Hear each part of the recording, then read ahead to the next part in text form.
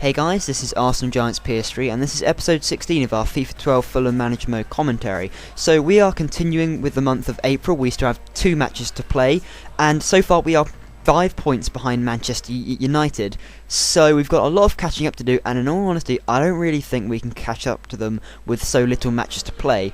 But the goal is to get into Europa, so quite hopeful about this. So on to our first match against Wigan. And as Danny Murphy wanted to play, I kind of thought he's only really just come back from injury, so playing him in the match straight away is probably not the best idea. So instead of playing Murphy, I'm going to play Granero instead because, well, he's a lot better him as well. And this match started off really dull and boring, and the only chance was really the Aaron Hughes header. Fernandinho doesn't really come too close with a finesse. It's a really good shot though, kind of nice. And Wigan really should have scored there, and they paid for that really, with Arshvin just snatching off the defender and just sort of hitting it past the keeper quite casually, but it's a really nice finish. I like it when strikers just cut across the keeper like that with so much power that their shots can't be saved, and Schwartz makes a really good save here, and at half time it's 1-0 to Fulham. I'm kind of going through this a bit quicker than I anticipated, but anyway, so I start off the half just literally blitzing them. Fernandinho through on goal. I thought just take it from there, and now that is a beautiful goal right there. I wouldn't say one of the best goals I've scored, but that is just, I love the way he just smashes it across the keeper. And then Watson hits the post. I think it was Watson anyway. It was Wigan in general. Fernandinho had another chance here, but I can't get those chances past the keeper. I can get him on target.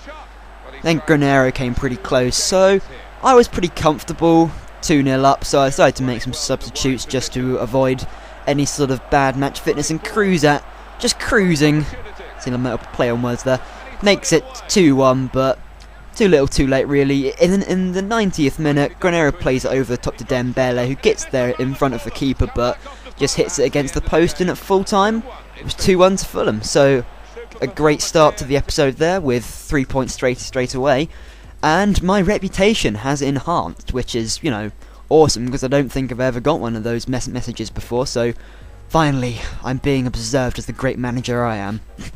Not really.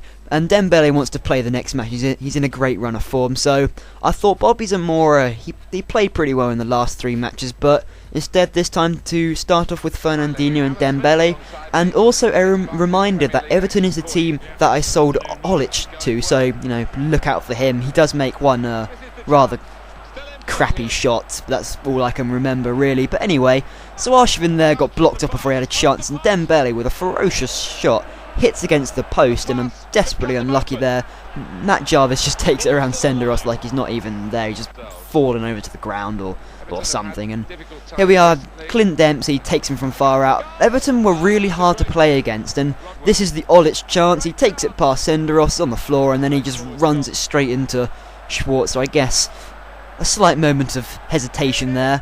And Jack Rodwell had a chance, but he made up for it several seconds after, clinically taking it past, well, he didn't even take it past, just shot it past Schwarzer. And at half time it was 1-0 to Everton, and I really didn't see myself coming back from this. And then literally I just blitzed them in the second half. This is absolutely crazy. First of all, Fernandinho easily guiding the ball past Tim Howard. And, you know, I love the way he just sprinted away from the defenders, and from those situations I usually just smash it at the keeper or whatever, but I actually got it on target for once, and Fernandinho does exactly the same thing. It's almost identical, just guides it away from the keeper. I didn't bother with a replay for that one because it's essentially the same thing.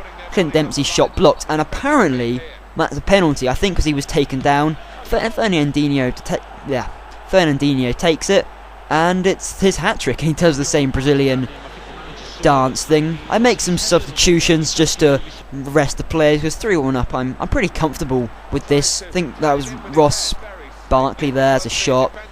And then Jack Rodwell gets another chance, just snatches it off the defender, blasts it wide, and Everton were really going all out attack here, but in the 89th minute, it hits the post, but it was never going to do anything.